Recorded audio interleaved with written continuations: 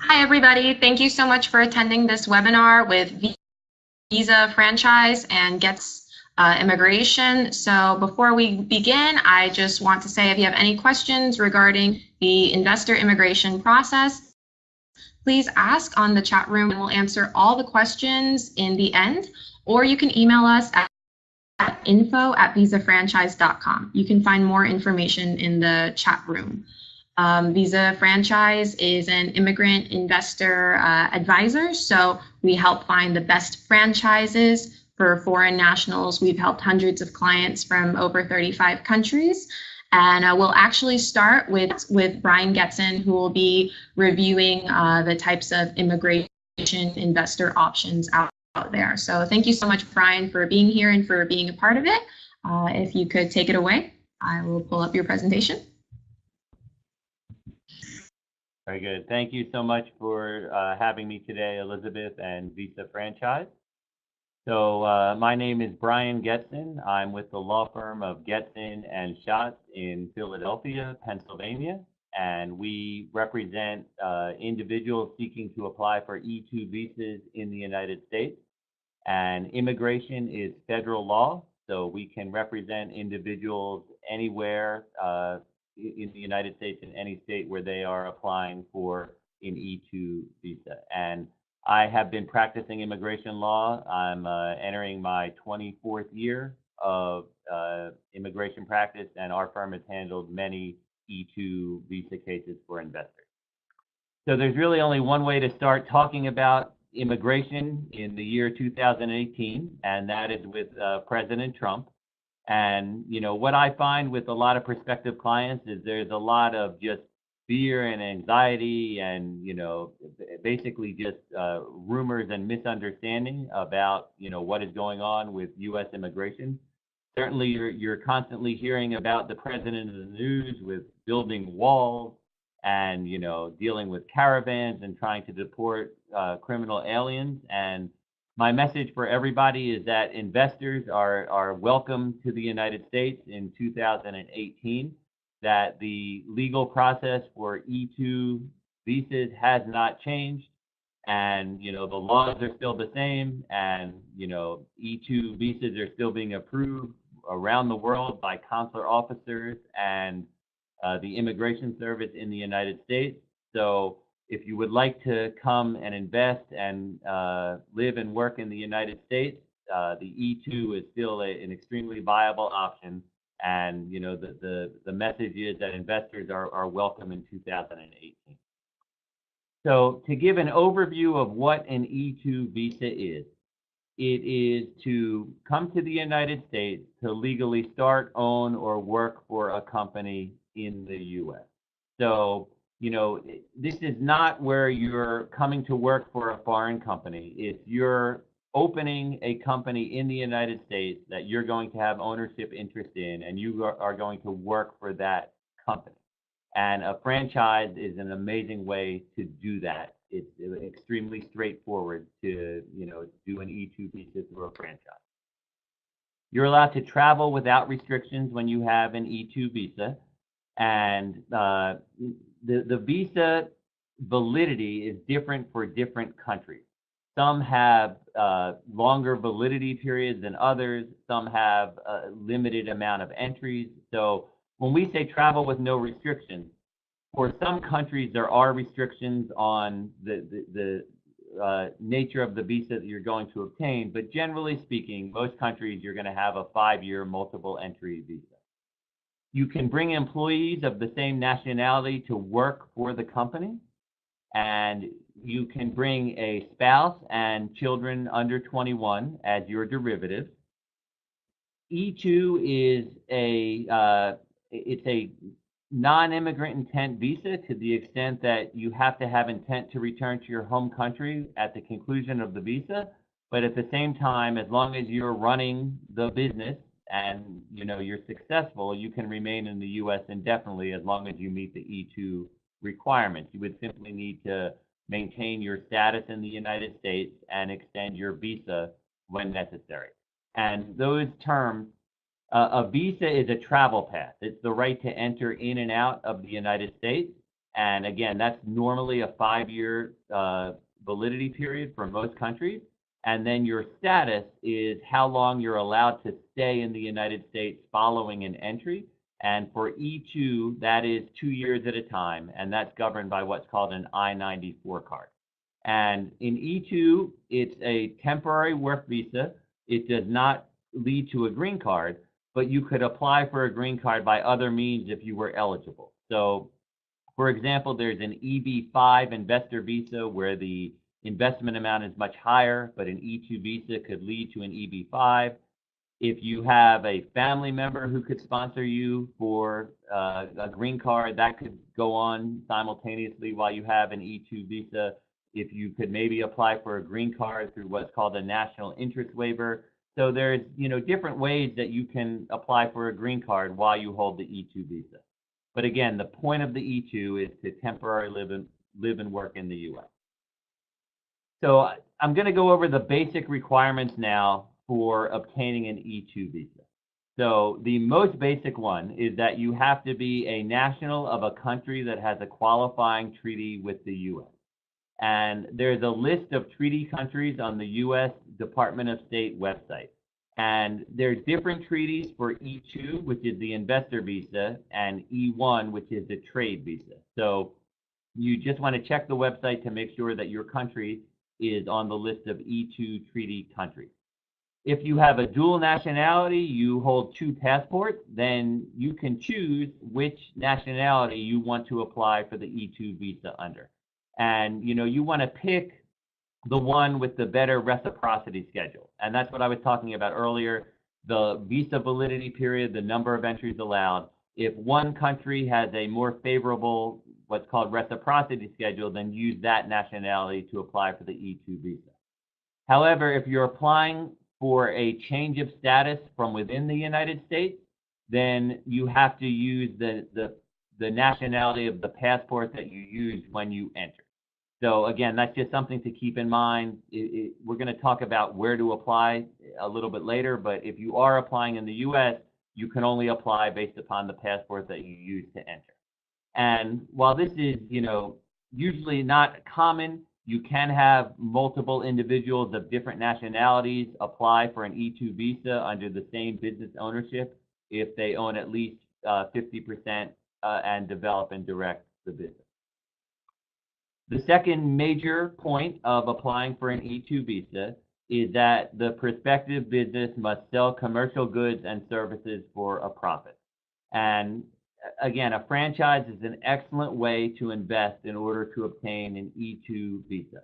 A lot of clients come to me and they have a hard time finding a business to purchase in order to have the E-2 visa.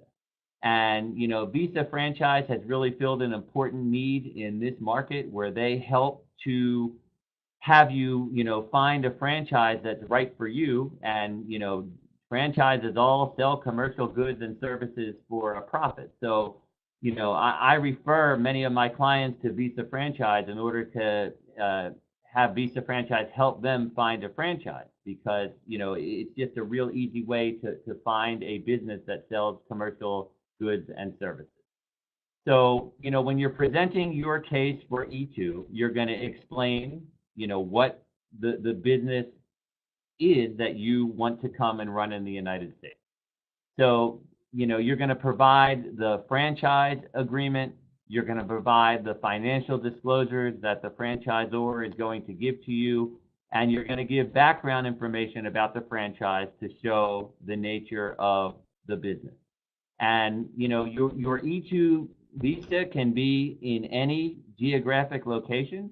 And, I had a case with where Visa franchise helped one of my clients, and they wanted to live in Lancaster, PA.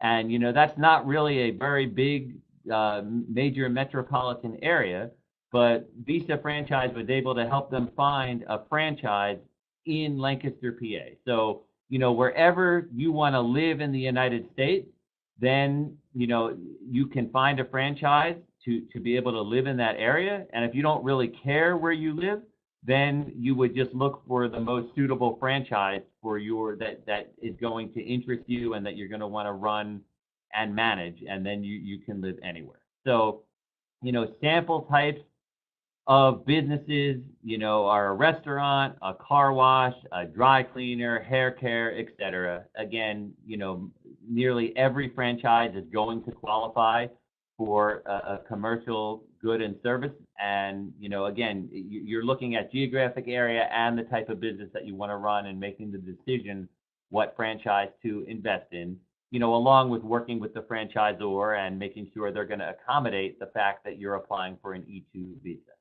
And it can't be a home-based business. In other words, you can't sell things on eBay and have an E-2 visa. The third main point is that the investment has to be substantial in relation to the cost of purchasing starting the E-2 business. So, the most common question that, prospective E-2 investors ask is, how much money do I have to invest? And the answer to that question is there is no answer under the law. The more you invest, the better. So again, the higher the amount of the investment, the greater the chance of you receiving the E-2 visa, because the consular officer is going to believe that the business is real and legitimate and is going to work if you're investing more money. So to determine what is substantial, there's something called a proportionality test. So you compare the total amount of the investment in relation to the total cost. So I like to tell clients that $100,000 is a good investment amount. And you can usually get a good franchise for that amount of initial investment. And, if you're going to invest for that amount, you want to be investing at least 75 to 100%. And the lower you go, the higher the amount of the investment. So with a $50,000 investment, you need, 90 to 100%. If you were investing like $1 million, you would probably only need to invest 60% of that. If the total investment were $1 million, then, maybe a 60% investment will qualify, and then you could have other people investing the other amount. But, in a franchise situation, usually you're looking at this $100,000 investment, and the higher, some are certainly higher, and the higher you go, the higher the chance of approval. And again, with most franchises, you're the one investing the full amount, the 100%. So it becomes very straightforward. And, you should look for a goal of $100,000 of an investment. The higher, the better, but certainly if it's less than that, it can still be feasible. So the next main point is that the funds have to be invested, or you have to be actively in the process of investing in a U.S. business. So, I, as a lawyer, like to minimize risk for clients. So if you go ahead and you invest the full amount in the franchise, and the visa, the E-2 visa, is denied, then you will have invested that money and you won't have the visa, and then you're going to have to turn around and sell the franchise because you would not have been allowed to come in and work in the United States. So, a way to avoid that risk is to make the investment contingent on receiving the E-2 visa to avoid losing the investment if the visa is not approved. And that's something that you have to talk about with the franchisor. I think that most of them are amenable to that. They're interested in selling the franchise. You're interested in, being able to run the business to get the E-2 visa. And at the same time, you don't want to lose your money if the visa is not approved. So, the investment funds have to be what's called at risk if the business fails. In other words, you can't have a loan that is secured by the business, because then if the business fails, you do not personally lose your money. So you have to show to the consular officer or the immigration service that if the business fails, your funds will be at risk. So if you've already paid the money to the franchisor, then obviously the funds are at risk if the business fails. But the way to make the funds contingent is what's called using an escrow agreement as a tool to commit the funds. So you would have an agreement with the franchisor, and it would say, that as soon as you'll hold the money in what's called an escrow bank account for the cost of the investment into the franchise, and as soon as the visa would be approved, the escrow agreement would call for the money to be automatically transferred to the franchisor. And if the visa were denied, then the money would be refunded back to you, the investor. So an escrow agreement is an excellent way to still have the funds at risk, but to protect yourself from a visa denial. And in addition to the actual purchase price of the franchise, which goes towards the investment, you can keep funds in a bank account for expenses related to starting the franchise. Because, every franchise, you're going to have some money that you have to invest in addition to the franchise fee.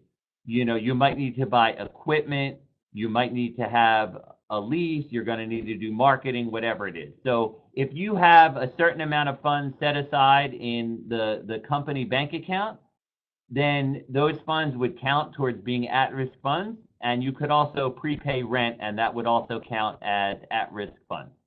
And, the franchise business, you have to show the consular officer that as soon as you get the visa, it's ready to open, that you're going to be able to come to the U.S. and hit the ground running and start the business right away. And that would always be the case with a franchise. The next major point is that you have to improve the investment and the source of funds. So the first thing is you have to possess and control the funds. You have to show that the funds, they're coming from your bank statements. There's going to be a wire transfer probably into the escrow account, and all the money has to be available. The second thing is you have to prove that the funds come from legitimate sources. In other words, you're not getting the funds for the investment through a drug dealing or an arms sale or robbing a bank or anything like that. So you have to show where the funds come from. So, in most cases, the funds are coming from your career earnings through your job and your investments and savings. So you could also get the funds through a gift, through an inheritance, through selling property, through having a mortgage, or a loan on your property, etc. And, you have to basically show the records of where the funds came from. You have to show immigration the tax returns from your job, your payroll records, your earning statements, your investment statements, if you had an inheritance, the estate documents, things like that. So it's just a matter of being very well documented.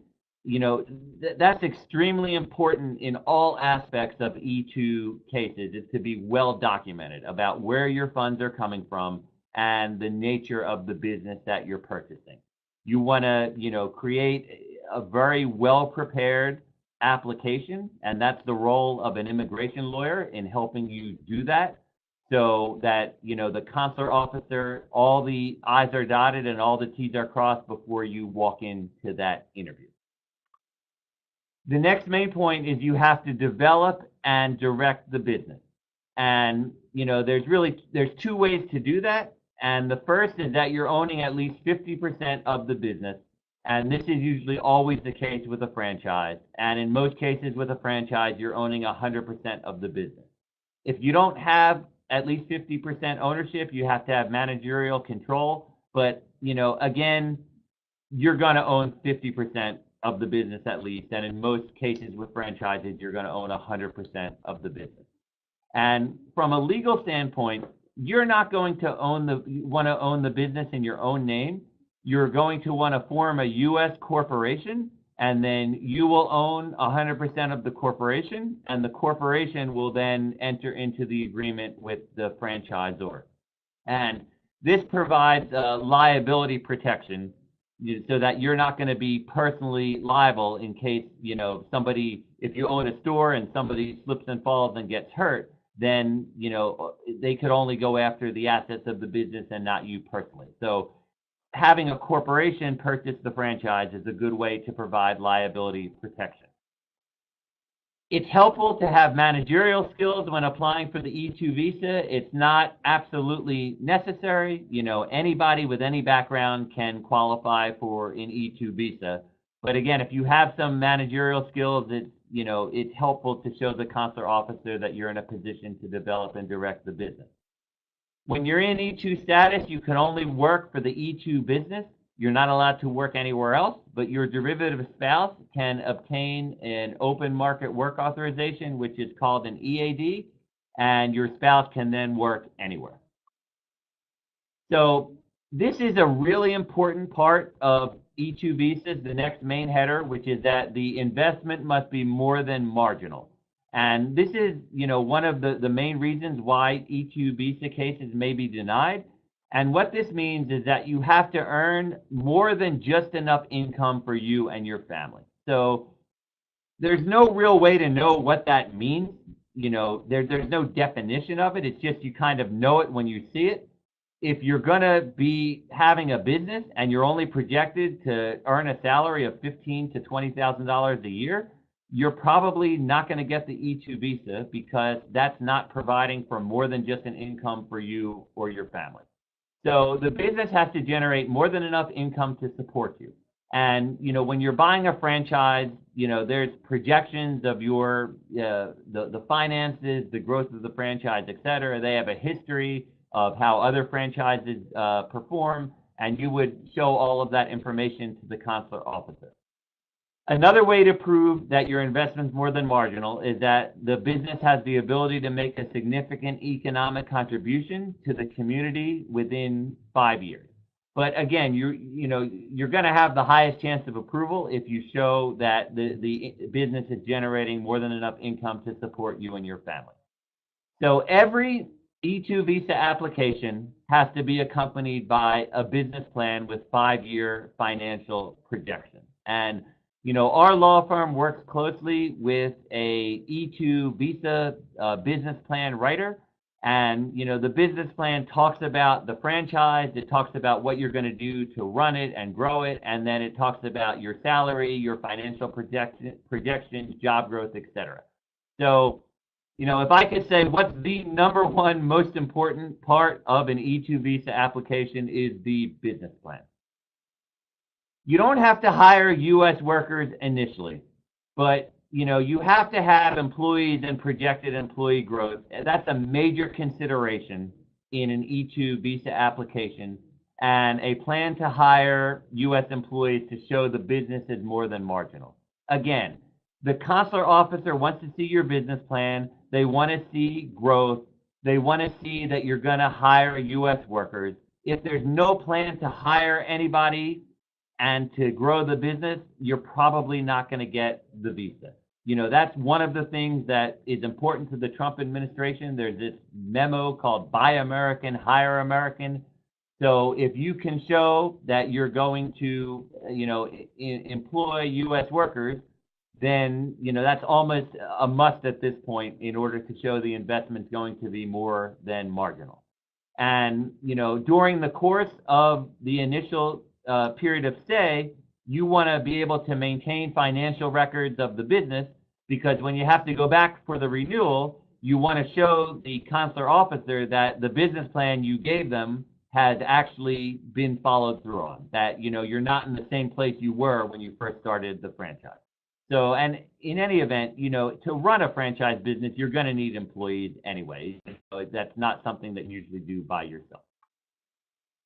So as an E-2 investor, you can bring employees of nationals of your home country to work for the business. And they have to be in an executive or a supervisory role, or they have to possess what's called specialized skills. And generally, those are short-term specialized skills. So if you're looking to just bring in all employees of your home country and no U.S. workers, that's not going to sit well with the consular officer. So, there's certainly a role for employees of the same nationality if necessary, but, you also want to keep in mind U.S. worker employment. Okay, so what's the logistics of applying for E-2 status? So, it's strongly recommended that you apply at a U.S. embassy abroad to obtain an E-2 visa and any dependent visas. So again, you can apply from the embassy abroad, or you can apply if you're already in the U.S. in another status. but the strong recommendation is that you apply for this at the embassy abroad. It's best to apply in your home country, but you don't have to apply in your home country. You know, for example, I had somebody who was a citizen of the UK, and the wait time to get the visa interview in the UK was longer than this person wanted to wait for. So they went to Belgium and applied for the visa there, and it was not a problem. And again, the procedure and processing time depends on the embassy. It's usually a few weeks. You know, each embassy has their own procedures to apply for the E-2 visa, the documents they want, the order they want them in, how you get them, the application package, and this is all set forth in the website of each embassy. And, you know, normally you're sending the entire E-2 visa application to the embassy before you go for the interview, and they've had the opportunity to look it over. And, you know, the main advice I give people when they go to the interview itself is two things. Number one, be completely honest at all times, and, you know, just know the details of your application. Everything about the business, the franchise, the business plan, you should know it inside out when you walk into that interview. So you can apply for a visa in the US, but there's a lot of factors that go into that. There's a new rule under the Trump administration. It's called the 90-day rule, where if you enter into the United States in one status, you should not do anything contrary to that status within 90 days of your entry. So, you know, if you're coming into the U.S. as a visitor, for example, I would want to wait at least 90 days after your entry before applying to change status. But, you know, if you're going to apply in the U.S. and you need to travel, then when you travel, you're going to need to apply for a whole brand new application at the U.S. Embassy anyway to obtain a visa. So for that reason, you know, it usually makes a lot of sense to just apply for the visa initially at the U.S. Embassy. There's a lot of pitfalls that can come your way if you try and apply for a change of status in the U.S. Again, it's possible. It's really client specific as to whether to do that or not, but the recommendation is to apply at the embassy. And if you are applying in the U.S., you can use something called premium processing, so your case is decided in 15 days or less. And that would be recommended if you were applying in the U.S., because otherwise it can take a few months. So if you remember earlier, I said the visa is the travel pass, and then your status is governed in the U.S. by an I-94 card. So every time you enter the U.S., you're given a new 2 years of status in the I-94 card.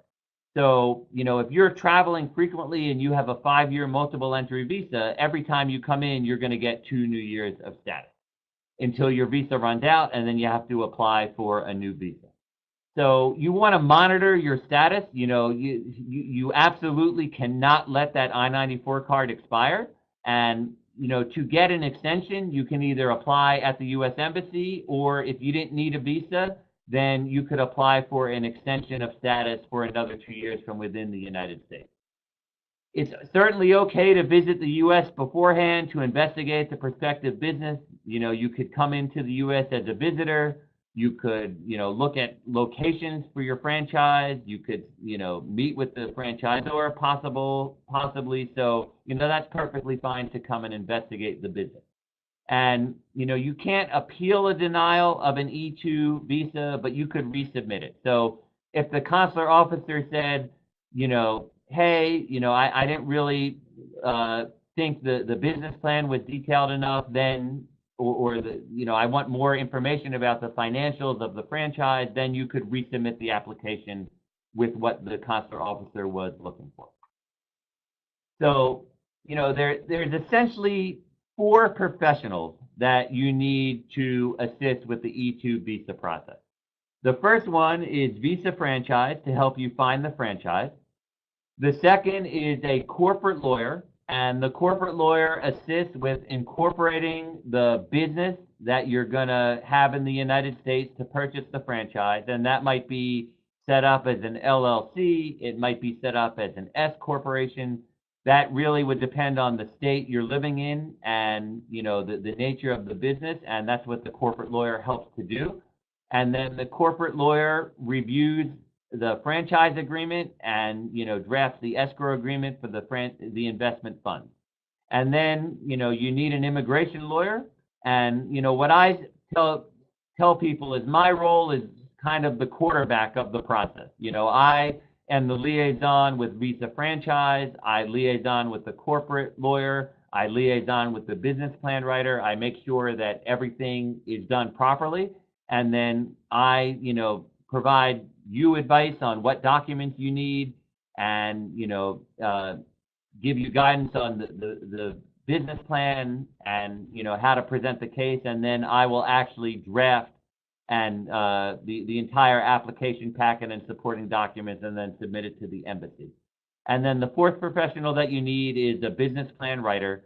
And again, we normally work with the company called JDC Consultancy. I've been working with them for many years, and I think they do an amazing job in putting together business plans.